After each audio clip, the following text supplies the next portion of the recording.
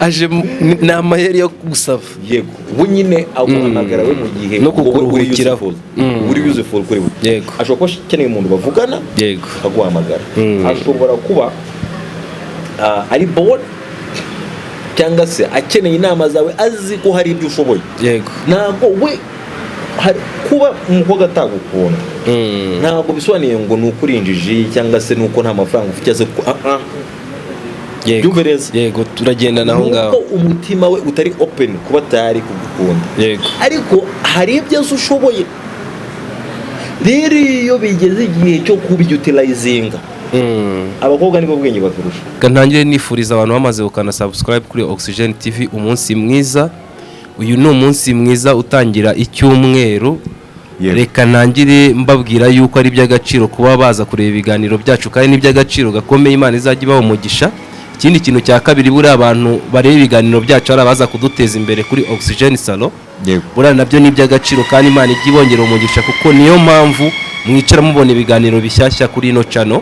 Ariko uyu munsi nanone ndongera nshimire aba diaspora, abantu bari muri diaspora benshi batwandikiranye ni box bakatubwira ati ibiganiro byanyu turabikunda, abari US, abari Canada, even n'abantu bari Kenya, abantu bo muri Kenya niba ruko nahabaye bakunda kunyandikira bavuga ati wow ibintu byanyu ni sawa. Umva birenze. Rero uyu munsi wa none murabona wo mutumirwa no musari uzwi kandi mu bintu by'urukundo. Oya reka mbivuge kubera yuko burya ari ibintu bimwe na bimwe wagiye uganiraho birire yaritse. Niyo mpamvu uyu munsi twagutumiye kugira ngo tubashe kuganira ku bintu by'urukundo kugira ngo abantu bapanga kujya mu rukundo abarurimo iveni n'abazarujyamo kuko burya urukundo n'urwa bose babashe kumenya ibimenyetso wabona mu rukundo ukamenya ko uwo muntu muri kumwe agukunda kubera yuko reka nze kuza kuvuga kano kantu. Hari umushuti wanjye bita Ezra twakunze kuganira cyane baramuzi kuri Oxygen TV. Yego. Yaravuze ngo ubuzima turi kubamo kuri ubu ari igihe ufata umuntu nk'inshuti yawe kandi we atagufata nk'inshuti ye. Ukaba wumva ko uri inshuti y'umuntu ariko we atakubara mu nshuti zawe. Aho ngaho none ndi buze kuza kuvuga ngo hari n'igihe uri mu rukundo ariko ururimo wenyine bararugusizemo cyangwa se barurugiyemo wenyine. Ibyo bintu biriho bireze ugasanga wowe uri kubara kuri mu rukundo kandi ururimo wenyine barugusizemo cyangwa se wanarugiyemo wenyine uwo muri kumwe ntagazi neza ko muri mu rukundo. Rero icyo kintu noneho tugiye kuganira kugira ngo abantu bamenye ngo ndi mu rukundo ni iki kizanyereka ko ndi mu rukundo n'umuntu wanjye. Ndavuga ku mukobwa, ndavuga ku musore, ndavuga ku mumama, umuntu wari wese ufite imyaka y'ubukure. Reka rero umutumirwa wacu abanza bibwire yego kuko no mushyitsi ariko azaba umusangwa kuko ugeze kuri Oxygen turamutindana. Murakoze cyane. Okay, kabivwe muri ubu buryo. Nitwa Prince nawe niba ariko witwa bisobanye ko dufite amazina asa ariko inkuru zacu z'ubuzima ziratandukanye. Hari amahirwe menshi nagiye ngira mu buzima iyo kuba narahuye n'abantu bari mu rukundo, right? Nanjye nigeze no kurubamo, right? Bituma menye yuko urukundo ni ikintu kireze, right? Ahubwo gisaba kuminuza. Uko buri muntu wese utunze, buri muntu wese ugiriye amahirwe yo gutunga like gufanikirwa n'ubuzima bwo gushakisha fendofe birangira ashaka gukundwa cyangwa se gukunda. Yego. Niyo mpamvu ari abantu usanga bakubwira ati umwana ngura mutipa akunda kuganira ku bintu by'urukundo. Yes, nkunda kubiganiraho, mfite n'ibindi naganiraho, ahubwo impamvu yo muganiza ibintu by'urukundo nuko aricyo kintu wenda nekereza yuko cyamuza nawe cyangwa se ukwiye kumva wenda akakanya. Hari abantu benshi bari mu rukundo ariko bafite ikibazo kimwe, bibaza ngo ese ibintu umuntu ndi kumwe nawe ko karankunda byanyabyo.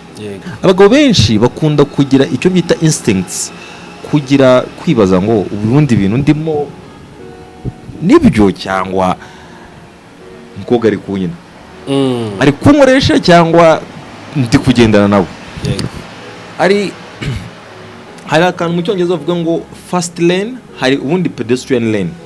Bona ura muhanda urabona bona hari abanyamaguru bagendera bayita pedestrian lane. Abanyamaguru bagendera kuri rate, ntago wagenda nk'uko igare rigenda. Ariko ku bantu bagiye mu bihugu bamwe ko bagiye muri Kenya hari highway. Zira highway zigiramo imihanda nk'itatu iri kugenda mu cyerekezo kimwe. Ariko ugasanga hari umuhanda uri muri 40 harimo ari 80, harimo ari 120, hari n'uri ari 200 na bitewe. So hari igihe rero uba uri mu rukundo ariko ugasanga umuntu we byitwa ko muri kumwe mu rukundo hari lane arimo. Yego. Umuvuduko ariho utandukanye n'umuvuduko wo uriho. Yego. So bigusaba kwicara ukareba ngo ese umuvuduko speed ndiho ese koko niyo speed uriya muntu ndi kumwe nawe cyangwa se byitwa ko nkundana nawe ariho, sibyo? Yego. Cyangwa we aracyafite byinshi byo gushaka kumenyaho ari nayo mpamvu. Yego. Imwe mu bimenyetso bizakwereka yuko uwo mukobwa agukunda. Abakobwa mu busanzwe barahinduka, barahindagurika. Umunsi muba muri kumwe ubona yishimye, ejo ukabona yakonje, ejo ukabona nyine yimereye ukuntu. Abakobwa ibyo bintu bikunda kubabaho, ntabwo babikora kubw'umutima mubi, ariko ni ukubera ko ari kubaremetse, sibyo? Rero abagabo benshi bikabatera urujijo kuko abagore batanga ibimenyetso bito bito ariko bikomeye cyane muri relationship. Abagabo dukeneye ibimenyetso binini. Turabizi abagabo dukunda ibintu binini, dukunda keya, dukunda ibintu. Ntabwo ushobora kubwira umugabo ngo uramukunda ngo just mugavuga se ubwambwiye arankunda, kandi abagore batanga utuntu. Nk'ubu hari umukobwa ejo bundi wambwiye, ndamwohereje message voice note, aba arambwiye ati ndumva umeze nk'umuntu wizihiwe. Ndavuga se uyu abimenye, ndavuga se man why? Ahita ambwira ati njye nta gihe na kimwe nigeze marana nawe ngo sinkumenye, ariko njye ibyo bintu ntabwo nigeze mbigira. Mu gihe nari ndi muri relationship nawe nari nzi kankunda koko, ariko bya bimenyetso nakubwiye abagore batanga bito bito ari nabyo biteza urujijo abagabo, kuko dushaka ibimenyetso binini. Umukobwa ashobora kugukunda we ntumenye yuko akwemera cyangwa se agukunda, ariko secretly amarangamutima yabo kuyi-expose kugira ngo aza kubwire ngo ndagukunda birakubora. Knowless niba ari ngo nta mukobwa ubu wa mbere ngabwira umuhungu ukamukunda ngo bibara agira amayeri agashaka uburyo cyo kwereka ukunda. So umugabo utarabiha like nyine utari muri ya state yo kubimenya, cyangwa se yo kuba nyine yarabihaye iyo time, biramuvura kuhita amenya ngo ese why, ese koko uyu mukobwa ubundi byanyabyo arankunda. So kugira ngo umenye yuko umukobwa agukunda, uwo mukobwa azaguha agaciro. Sibyo? Cyo ni ikimenyetso, ni sinye, nimwe muri sinye igaragaza umugore ugukunda by'ukuri. Aguha umwanya mu buzima bwe atiyibagiwe.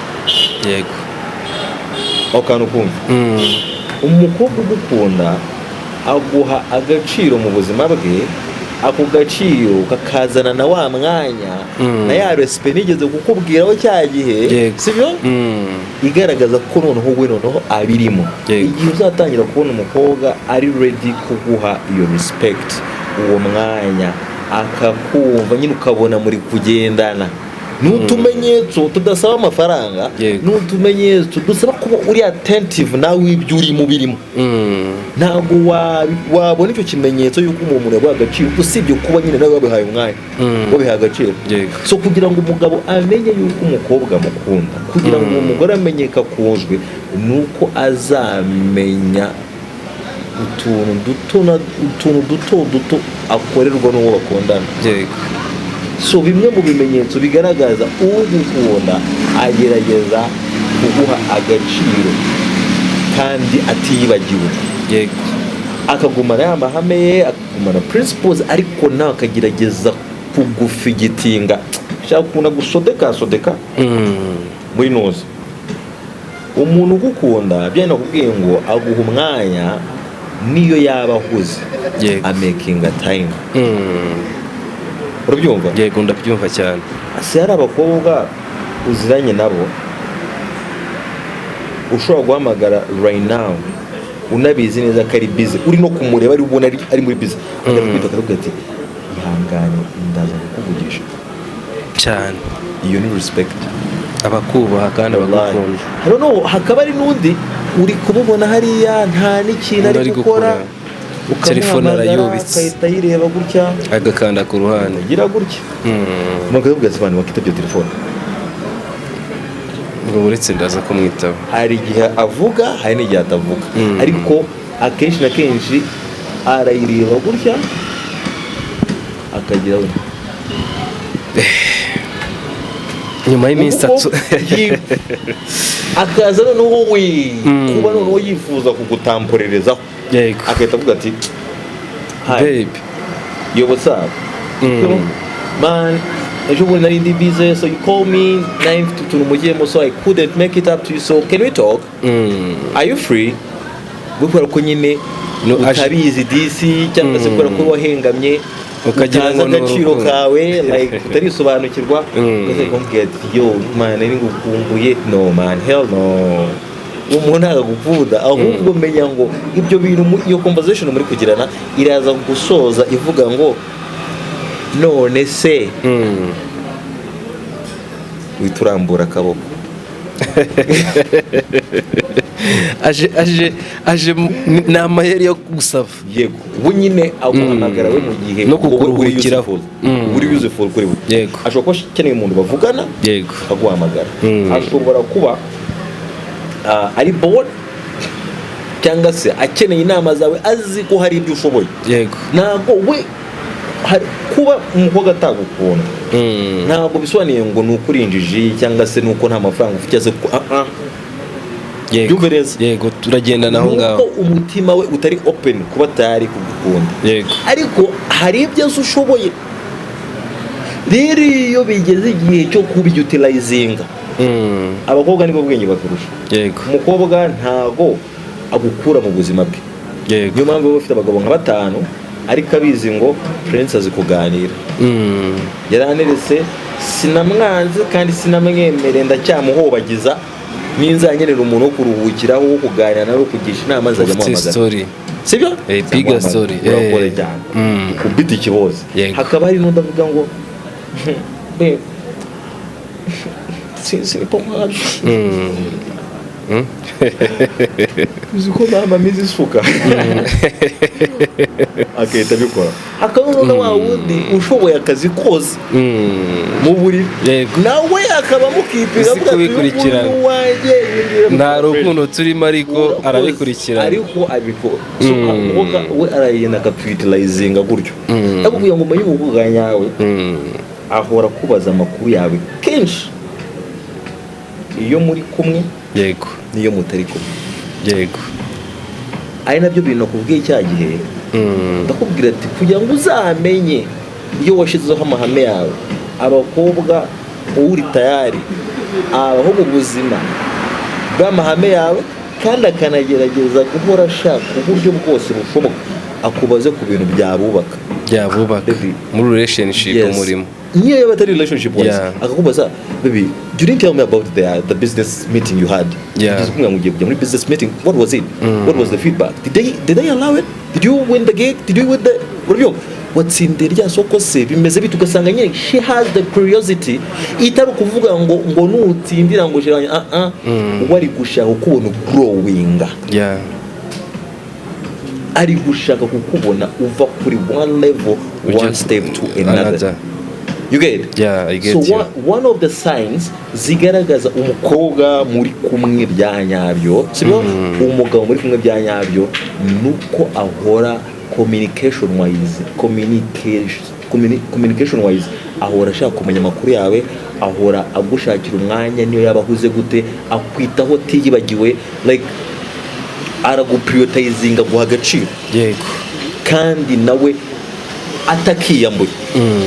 Atari bya bintu by'ubusazi ngo umuntu ngo yewe ngo naze kunyitaba ngo mitajya ngo kumubirine oya.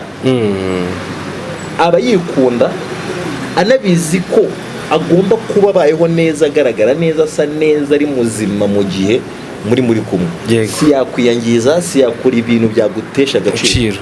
akora ibintu uwo ni umuntu ugukunda. sinye zigaragaza umuntu ugukunda ni uko ahora atekereza, ahora avuga ngo ibi bintu ndamutse mbikoze nta kuntu byahungabanya mu gihe, ahora muri positivity igaragaza ngo si uyu muntu wanjye ndamutse nkoze bino ntibyamubabaza, ntabwo byamuhungabanya, nkoze bino ntabwo byahungabanya umuryango we, ntabwo byatuma like you get to know that, ntabwo byatuma inshuti ze, ntabwo aba ashaka amakuru yo guhora guproteje. Abantu bumva icyo kintu, ahorana impungenge zo kuba yaba adafite amakuru yawe. Yego, atari ukuvuga ngo ari kugustokinga, ahubwo avuga ngo ndashaka kuba ndi aware, ese umuntu wanjye ibintu arimo sibyo, yego, aranyeneye ko musapotinga, ese nta akeneye backup, se mbe mari beniteguye anytime. Uwo ni we muntu umukunda. So bimwe mu bimenyetso bigaragaza umukobwa ukwemera, aguha agaciro. Yego. Ikimenyetso cya kabiri, agushyigikira mu iterambere ryawe. Ako kantu mukumve neza kugira ngo umenye umuntu ugukunda. Waba uri umusore, ugomba kubona umukobwa ugukunda ko agushyigikiye mu nzira uri guca mu iterambere. Kuko rimwe na rimwe abasore bari muri business, abapapa bari muri business, usanga bari kumwe n'abantu babakunda ariko iterambere batashaka, atamupushinga, atamubwira ati se business iraninga neza. Nyine no mu kazi, iyo tuvuze iterambere no mu kazi, umukobwa utabasha kukubwira ngo be byuka ujye mu kazi, dore amasaha akazi yageze, iryo ni iterambere bagushyigikiyemo.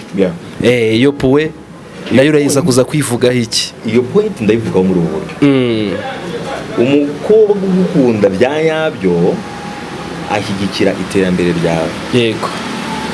Abantu baze kumva ino point, kuko ino point niyo point ikunda kutugora muri relationship, zikanasenyuka kubera iyo mpamvu. Yego. Urabyumva? Relationship zigasenyuka kubera iyo mpamvu. Umukobwa ugukunda by'ukuri, yego, ntago areba uwo uriwe uyu munsi, ahubwo nigeze kubikubwira, ndakubwira ati umukobwa arigema mwicaranye gutya mukamana nk'amezi nk'abiri atatu, bitewe n'uburyo akiri kukureba, ugasanga akuze like 15 years, kandi mumaranye amezi 2 cyangwa 3. Uwo ni umukobwa ugukunda bya nyabyo, abashyigikira iterambere ryawe. Ari nayo mpamvu hari ikintu abantu benshi batajya bamenya. Abantu benshi batajya bamenya yuko iyo hari igihe gushyigikira bigora. Yego. Nyine bigora umuntu ugushyigikira, like umubebe kugushyigikira, hari igihe bimugora muri context imwe cyangwa indi. Yego. Gute? Hari igihe umukobwa bashaka kugushyigikira ariko bikamusaba kukubwira ukuri kukubabaza. Yego. Nayo ni support.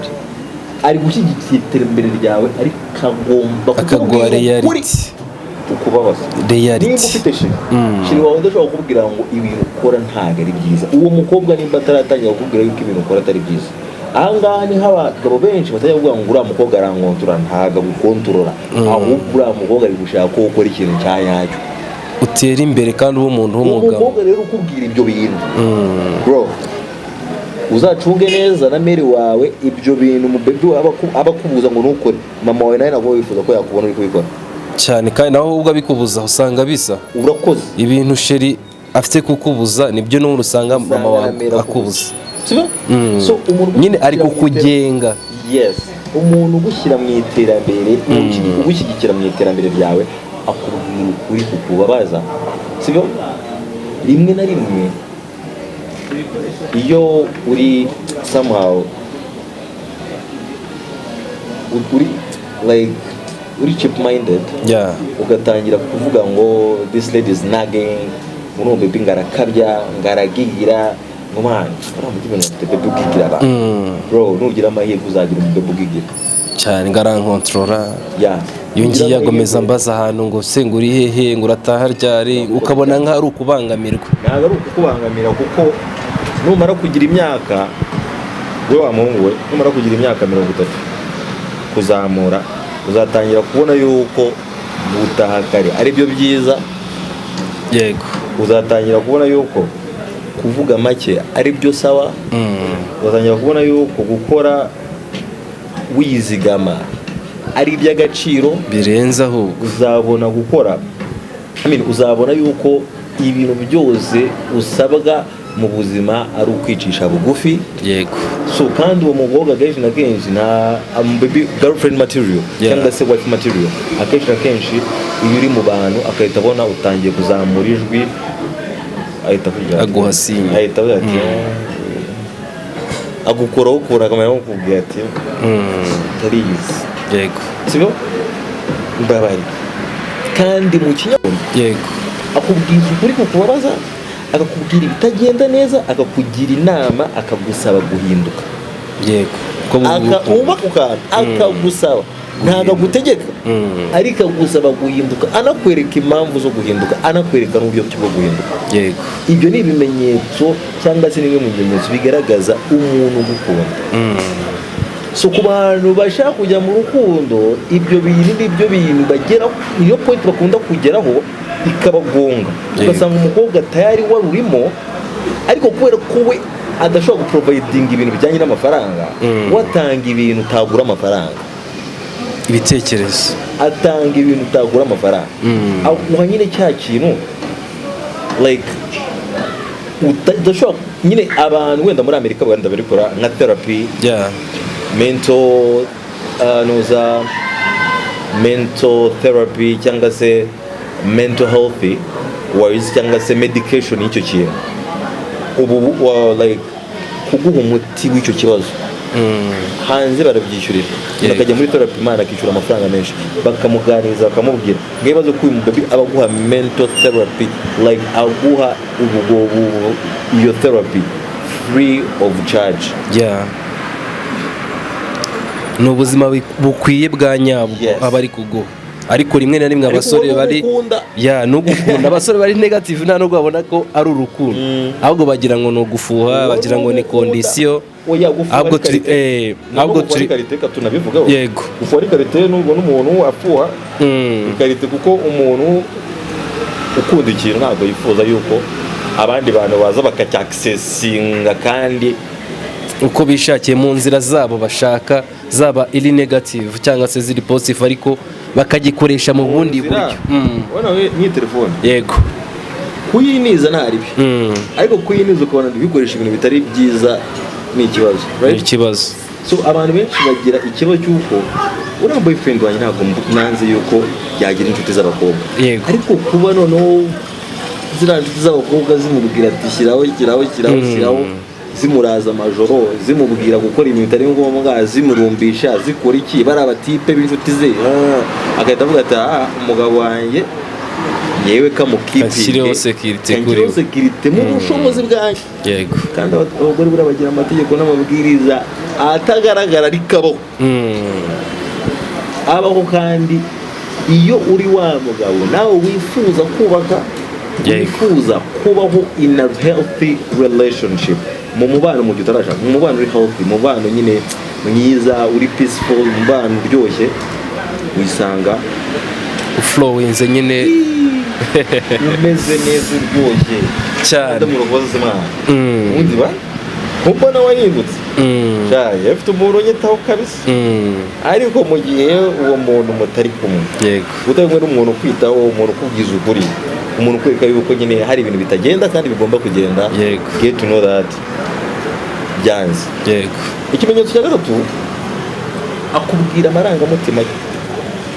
umukobwa ugukunda, n'umugore agukunda akubwiza ukuri uko yaba yamaze kukugirira icyizere. yego, nimba uri umuhungu ubu ukashaka kumenya niba koko uriya mukobwa agukunda, uri umukobwa natangira kukubwira amarangamutima ye, agatangira kukubwira ngo babe, ndumva mfite cramps, ndumva imihango imeze nabi, ndumva, cyangwa se agatangira kugutera stories za ex we, cyangwa se za famiye, cyangwa se ibyamubabaje cyangwa se ibyamushimishije mu buzima, icyo ni icyizere aba yatangiye kukugirira. rero hari abandi bantu babibona mu buryo buri negative, akabona umukobwa aramubwira ati baby, I used to actually nyiba mu rugo twakoraga gutya na gutya aho kugira ngo uriya muntu ahita abibona nk'aho koko yari advantage imweretse kote faible y'uwo mukobwa, ahubwo agahita yifata nk'aho biri aho ntabihe agaciro, mpaka igihe uwo mukobwa uzamuhombera nibwo uzatangira guhura n'abakobwa badashobora kukubwira n'ikiri kubababaza. Ushobora gukora ikintu ntibakubwire ngo ibi ni sawa cyangwa se ntabwo ari sawa, nibwo uzamenya agaciro ka wa muntu ugahita kumenya yuko ese uriya muntu yankundaga. Yego umukobwa ugukunda akugirira icyizere akakubwira amarangamutima ye, akagira amabanga akubitse. Yego ibyamubabaje mu buzima, ibyamuteye ubwoba, inzozi ze, ibyifuzo bye, umuntu ugukunda ibyo bintu arabikubwira. Yego nimba umufite menya ngo my guy you have the right person. Uwo mukobwa mufate neza, mubungabunge, sibyo? Man, ufite gold, ufite zahabu, ufite nyine ikintu cy'agaciro mu buzima bwawe. Umuntu wabohotse akavuga, yego bro, uza abantu bahangayikishijwe n'isi. Abantu bahangayikishijwe n'isi bitewe n'uko tutamenye ibyo. Nk'ubu ntabwo namenye uri gutekereza nk'uko nanjye uri kuvuga ngo uyu mutipe ibi ari kuvuga nawe yabikora, nibyo abantu bari kwibaza. Ariko unayibaza umuntu waturitse we muri mu rukundo akakubwira amarangamutima ye, ndifuza mani ngiye ndifuza ngiye kuzatwara indege rimwe kabisa. Uwo muntu akakubwiye kandi abibwiye abandi bantu batajya mu musazi. Yego ariko kubera ko yaje arabikubwira bisasira arakubwira ati mani ngiye inzozi zanjye n'izi ngizi. Mani uzi ko ibyo biba bitoroshye. Yego ntabwo byoroshye ku bantu benshi kuvuga amavangamutima yabo. Ariko nubona umukobwa cyangwa se umugabo wakwisheje akakubwira ati what mani ngiye mu buzima kabisa uzajya unyibutsa gusenga kabisa kuko nkunda gusenga nubwo nyabyibagirwa, ndashaka uzajya umufasha kuko ndashaka kwitoza gusenga, ndashaka kwitoza kano ka umuntu agatinyuka kukubwira ibyifuzo bye, akubwira ati mani ndifuza kuzaba uwa danje ariko nkeneye support yawe, nyine umuntu mboostinga push ibitekerezo byawe. Yego uwo mukobwa yakomeje kukubwira ibyo bintu, urukundo hagati yawe nawe rura boostinga rukiyongera. Yego rugafunguka, imiryango igafunguka. Mbese umuntu wakubwiye yuko amaze iminsi 3 kwituma byaramunaniye, si ibintu biri kumubangamira. Yego umukobwa utagukunda ntabwo yabikubwira. Yego kuko nta cyizere bagufite. Ni ikintu kiri shy ariko kiri kumubaho, kandi akeneye n'ubufasha kugira ngo ubabare bushire n'inama, kandi icyizere agwaye cyo kukubwira ibyo bintu nuko agukunda. Umukobwa ugukunda bya yabyo, sibyo?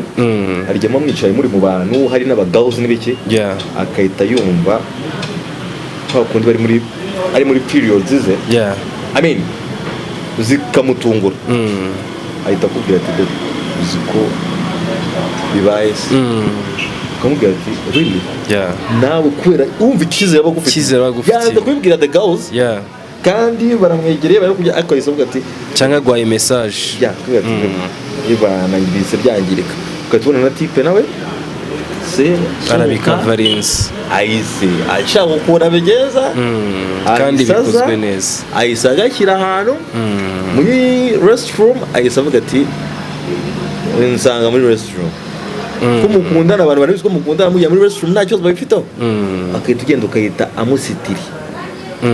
Icyo ni ikigaragaza yuko umukobwa agukunda, ko bakubwira amarangamutima ye. Yego ibintu atabwira abandi, ibintu atabwira undi muntu wari wese ubonetse mu gihe umukobwa atangiye kukwizera, akubwira ibyifuzo bye, inzozi ze. Icyo ni kimwe mu bimenyetso bigaragaza umuntu mukundana cyangwa se umuntu ugukunda. Nimba uwo mukobwa muri kumwe right now, sibyo? Ndakumva cyane. Ariko uwo mukobwa akaba abikora ibyo bintu, we mutipe utarabaseye, baseriye please baseriye kuko ibyo bintu kubibona biravuna. abatipe nabo muri no minsi ntago bari kubaseriye niba ari ukubera ibyuki byabasaje i Kigali ari ibyana, niyo mpamvu hari akantu kari ndibuze guconclude. ariko nyine abatipe niba ubonye mu baby ukweretse izo sinye baseriye mu bintu murimo, kubera yuko ni benshi bifuza yuko yakactinga mu ubwo buryo banabibuze. None wowe ari kwakitinga mu ubwo buryo bw'umuntu nyine ugukunda, ntubaye seriye, menya ko ari we kibazo. Uza kandi kantu karenze umukobwa ugukunda arakubaha, respect, uzana ubibonera yego iyo mufitanye ikibazo. Yego, umukobwa ugukunda iyo mufitanye ibibazo abigaragaza muri cya gihe muri ya situation yo kuvuga ngo ntabwo mwumvikanye, yego, ariko agerageza uburyo ki muganira mu kinyabupfura, yego, ntago agutuka, ntago agusuzugura, niyo arakagerageza uko ashoboye uko ariko kose kuvuga amagambo atari buze kugaragaza yuko ari nta kinyabupfura gushize, ababaye, ariko akakwereka yuko akikubaye. Yego, ntago ari wa muntu uguprovoka. So we muhungu nimba uri kumwe n'umukobwa wowe ubyita ngo murakundana, ariko ari bya bindi mushobora kuba muri ahantu ukahita ubona umuntu ahise agucapa igiki bitewe n'uko ngo abonye ngo message cyangwa se ngo nemere kuguhamagara sha, uwo mukobwa aragukunda. Umukobwa ukubaha cyane cyane iyo mufitanye ubwumvikane buke, uburyo kiyitwara, nta gusuzugure, nta tukane, ntavugire hejuru, ukabona ari kuri standard yo kuvuga ngo ndavuga ibyambabaje nkoresheje imvugo iboneye nziza, sibyo yumvikana, nashaka kubyumva abyumve, sibyo, kandi natabyumva njyewe ndaba namubwiye, kandi kosa njye ndaba njyewe namubwiye uko mbyumva. yego, ariko ikibazo ni uko abantu iyo twagize ubwumvikane buke, uwo bakoreye ikosa, sibyo, akosora ikosa gukorera irindi kosa. yego, abantu benshi turakaruzwa n'abagore bacu cyangwa se n'abashiri bacu cyangwa se n'abakunzi bacu, tukaza tuvuga nabi, dukubita, dusuzugura, dutukana, duhimana, dukora ibintu byinshi bitari ngombwa, sibyo, ngo just because of insecurity, just because of misunderstandings. No, show some respect in expressing what hurt you. Byakubabaje, gerageza gushyiramo discipline ikwereke ngo wow, uzi ko umuntu yaje agatuza akubwira ati mani wambabaje, mukanabiganiraho, ukuntu ibyo bintu biryoha cyane, biba binaryoshye, biraguhangayikishwa avuga ati I have to make this happen again. Umuntu yaje arambwira ati namubabaje, wallahi ni bora sana, wallahi I make time, alafu nende nikamwangalie, nikamwombe msamaha kabisa, juu nimemkosea. Yes, anisamehe juu nimemkosea kabisa. Unajua nakosheje, narengereye, ariko yaje mu kinyabupfura gikomeye, ambwira ko nabangamiye amarangamutima nanjye, wallahi kandeba ukuntu. Niyo mpamvu abazungu barashwana, ukabona harimo akantu k'akabarespect ko nkunda kureba nuza zabo, ugasanga umuntu wese agenda yaguza uturabo akoze iki, hano iyo ubikoze atavuga ngo wigize umuzungu, buya gura karabo, uri umuhungu cyangwa se uri umukobwa, akagift tumira umuntu kuri date, umubwira ati baby, ejo bundi urabyibuka yuko nakoze amakosa kandi ko nakubabaje, but nari nshatse kugusaba imbabazi, ariko tunasangira, kandi wihangane ubyumve, nitekerejeho mbona biri ngombwa, mbona nyine birakwiye yuko ngomba guhinduka kuko narakubangamiye. So umuntu kugira ngo umenye ko uwo muntu muri kumwe agukunda, nuko mu gihe mufitanye ibibazo ureba uburyo ki aguciriye bugufi, kandi adasenye ibyagezweho. Yego, ikimenyetso cya gatanu, yita ku mibereho yawe, ubuzima bwa buri munsi. Ni kimwe mu bintu by'ingenzi ariko abantu benshi batitaho. Buri gihe hari ibintu bikomeye abantu batajya bapfa guha agaciro. Hari n'abantu, hari umuntu nigeze kumva, sindi buvuga izina rye, yego, ariko sinzi niba barabivuze yabitekerejeho, ariko abantu babifashe babikoresheje mu bundi buryo butari ngombwa. Yego. Umuntu kukubaza ngo wariye, umuntu kukubaza ngo ese wageze mu rugo, ese urumva unaniwe, ese urumva umeze neza, care. Yego. Umuntu kukubaza ngo wariye ntabwo ari mpamvu ube wahashye. Umukobwa ukunda kukubaza ngo baby wariye, ese wageze mu rugo, ese are you feeling okay, are you exhausted, ese akwitaho mu mubero ya buri munsi. Icyo kintu kibaza umukobwa ukunda. Biriya bintu byayo kugira ngo ntabwo umuntu akwiye kubaza ngo umuntu ngo wariye ngo utamuhahiye ngo wangaburiye cyangwa ngo wageze mu rugo amahoro wari wamutwaye se. Yewe makanya cyangwa se kumvikanaho n'abantu. Yego. Ibintu bigaragaza binatuma umubano w'abantu benshi aka kanya bubatse amabanga bakoresha n'utu tuntu duto. Yego. Utu tuntu duto nitwo abantu bafite, ariko batukubwiye waduvuga turamuntu bana ari kombe ariko dofrapa ngo wengo na shere ngo bazanya ngo nitwo dutumye ngo bro. Ibintu mubona, ibi bintu mubwira, ibi bintu bidakostinga amafaranga ariko bigoye gutanga. Yego. Aka kanya kuba twicarana nta mukobwa urakubaza ngo wariye lunch. Ikibazo gikomeye. Usabwa kuba hari umuntu ukwibutsa cyane. Niyo mpamvu abagabo ujya ubona iyo bageze muri relationship babyibuha, ubona nyine ari healthy, umukobwa urukundo rwamuguye neza. Yes. Baby, you don't look good. Can you please go and trim your hair? Okay. Oh sure. Reason but ndi some busy ariko ndi bujya muri Oxygen Salon. Trim my hair. You see that? Communicate.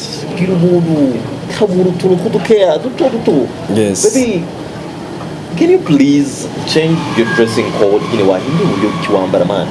Shaka muri minsi man.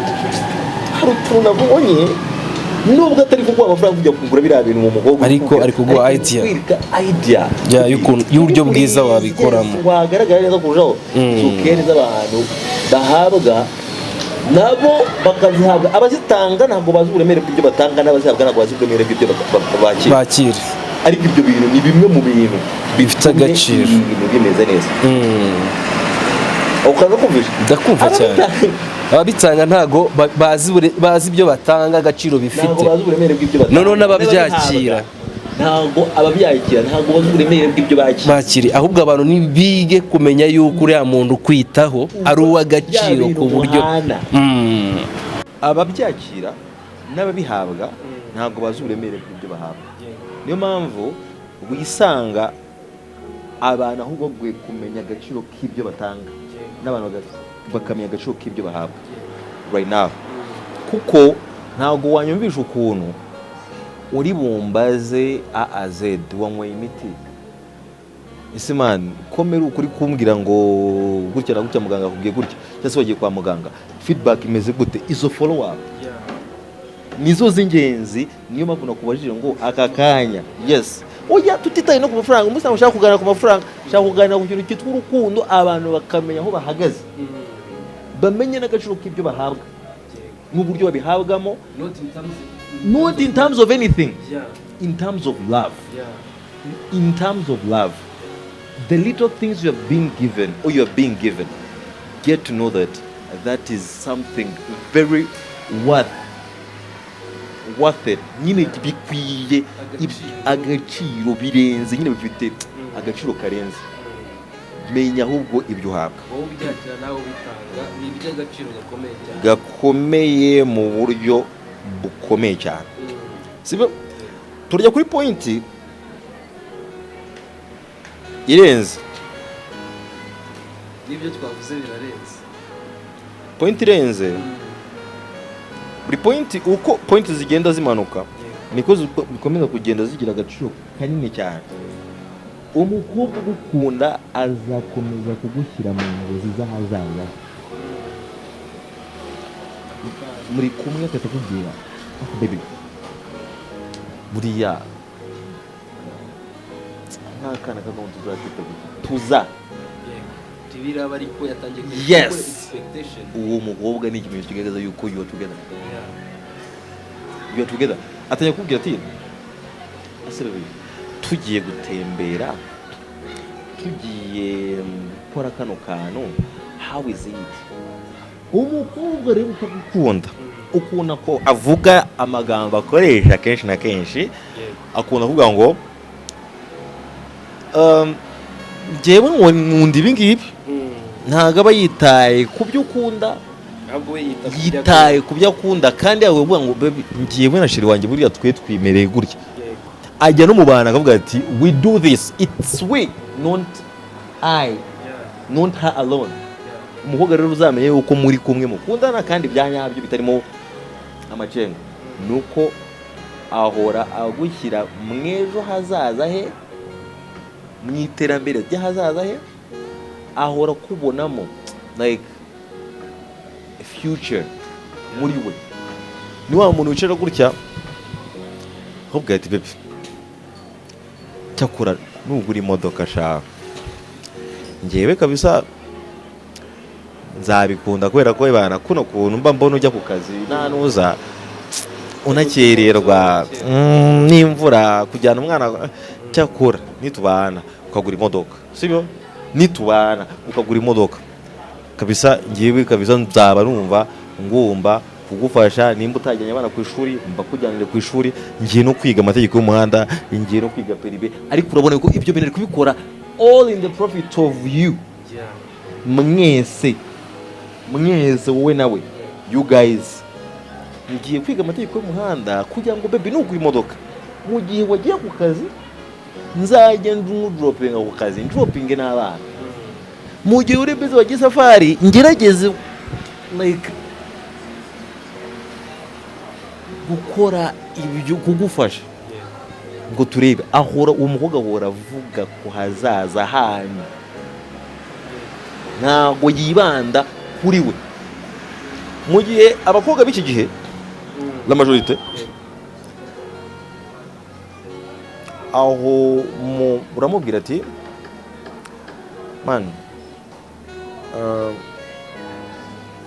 ko nagukoreye bino bintu wazaritse tukabigenza gutya wankoreye bino bintu kugira ngo uza you get kandi njyewe nta muntu w'investinga mu kintu cyangwa ushyira amafaranga y'ahantu adashaka ko azabyara inyungu aho ariho hose ahantu aho ariho hose yes wife rero ni mu gihe wowe uri gukora ibintu udatekereza yuko uwo muntu hari icyo nawe uzamubyarira nahazaza mufite nta kintu kiri productive kizabahuza we nawe umuntu ndakuguriye passport nuko ateganya yuko anytime yakohereza Dubai cyangwa se yakohereza uvuga akubwira ati jya gufata turatura cyangwa se yakubwira ati merekeza hari inama nzajya mahanaha ibyasara amahugurwa azakorwa cyangwa se njyamo kanawe mujijure nangire gutuma ukora izo ngendo uwo mugabo abagukunda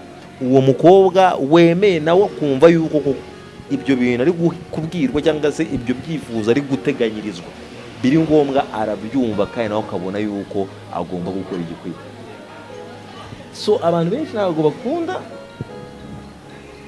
gushyira bagenzi babo mu hazaza habo byari umukobwa ageze kumbwira ati ngo mani ngo njye nahazaza hanjye nawe mbona ya hashize iminsi mbona nsabye rent ayinzu hashize iminsi mbona nsabye n'ibiryo ndambwira ati my dear ndamwandikiye message ndambwira ati mon frère wibagiwe yuko wambwiye ko nahazaza hanjye nawe so urumva ninjye nimwishyura rent ndungukire mu gihe ngende gushaka umuntu ngewe ngomba gukora bino bintu kandi atari ibintu by'akanya gato ari ibintu bizahoraho nemere ngo nishizo zino sharije zo gukora bino bintu iyo uzayishyura nzagufidinga nzakwambika ariko nanjye there is something I need in return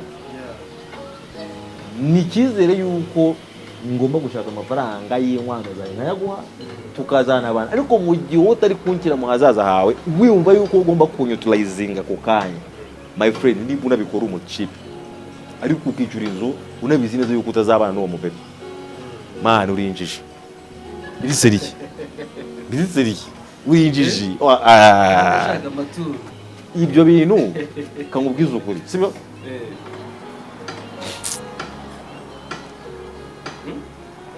abantu bivuga ngo n'ubukene abantu niko bari bubifata mu buryo bwawe nta kibazo niko kuri abantu bivuga ngo n'ubukene ariko it's okay si ubukene man reka gutanga amafaranga yawe ngo uyakire ahantu hatazagira value investing ahantu hakwiye investment urukundo marriage iki nk'uko wabivuze ni nk'izindi projet nk'izindi umuntu wese bana nawe mujye mu rukundo cyangwa se umukobwa wese wifuza ko mukundana umushyire mu hazaza hawe kandi uhore uninvestinga kuko ubona yuko nawe abirimo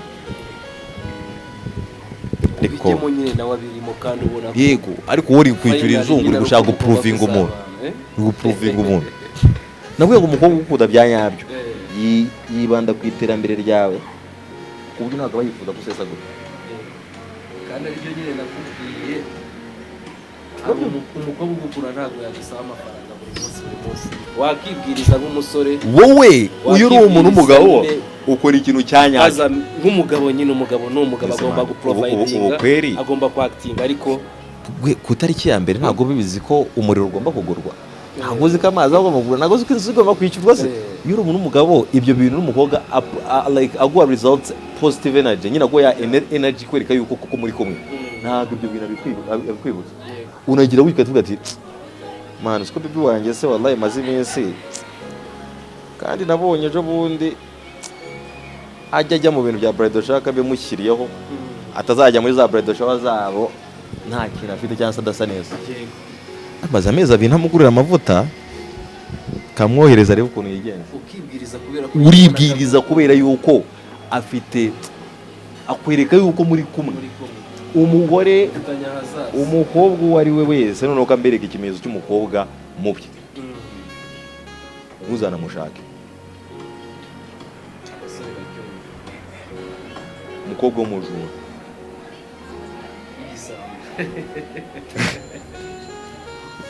kamukubwira umukobwa w'umujura ukuntu ameze n'uwo mujura umuha rasiyo amafaranga nyine ya upkeep yo mu rugo hari abayatanga buri munsi bitewe n'uko bayatanga kunoza ugasanga uwo muntu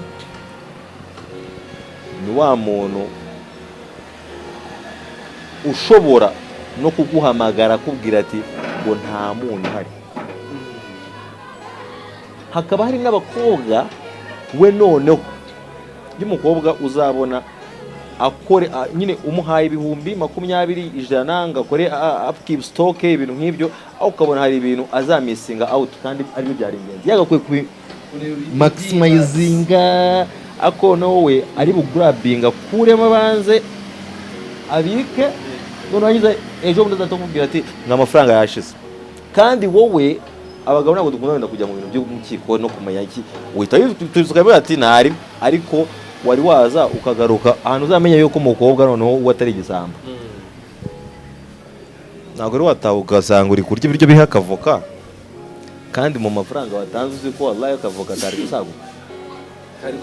atari gusaguka yego akaneke agafuru uwo mukobwa uzi ukuntu aba ameze abavuga ati last time nasaguye sensa nasaguye 5 nasaguye agacumi kamugurira imbuto umugore mwiza ari gushaka kukuinvestinga kuko aravuga ngo umugabo wanjye nagaragara neza umwana wanjye naba healthy narafite ubuzima yego ntago ari wa muri bugwamagara ngo umuriro washize kandi abizi neza yuko hari ibihumbi 2 yasagujije ngo najya gukora arabanza bigira nanyiza atakubwira ati baby by the way umuriro waje kudushaka kare mu 2 uze kureba ukuntu utugurura umuriro kuko nashizemo wa 2 ngewe uwo muntu ariko hari n'udukubwira ati nashizemo umuriro wa 2 nsubiza 2 byanjye ntabwo ibyo bintu byo byumva ariko ari n'abakobwa batanga gift mu mafaranga aba boyfriend wabo ariko ni w'igitutu ni byiza cyane oya we ayi gusubiza oya akaba yaguha gift mu mafaranga wamuhaye kandi ari byo bintu ibyo ni wa mukobwa utari w'ugisambo ariko wa wundi uzamenye ni umukobwa w'ugisambo ni wa wundi nakubwiye ufoka noneho ni ibintu biri ngombwa nabikore ahubwo agakomeza so boga b'ibisambo boga b'ibisambo mubareke kandi nawe mukobwa wari igisambo ariko wifuza guhinduka. I'm not being offensive, ntabwo ndi kukwataka ariko ndi gushaka kwereka ngo ukora ibintu bya nyabyo, kuko Mary wawe yaza kwitwara nk'uko nguko uri kwitwara ntabwo ari kumumeze gutyo. Impamvu umeze neza impamvu Mary wawe cyangwa se wowe umeze neza nuko Mary wawe yabaye like yakwereye imbuto nziza. Nawe tekereza yuko hari abantu bagizakumva ku mugongo. Ariko kwe bibuze kubaza twari turi kuvuga ibimenyetso yes bigaragaza ko agukunda. Niyo mpamvu nakubwiye ngo agushyira mu hazaza he, anakemera no kwinvestinga mu bye, ariko avuga ati it is our thing, turi kubaka ibintu byacu.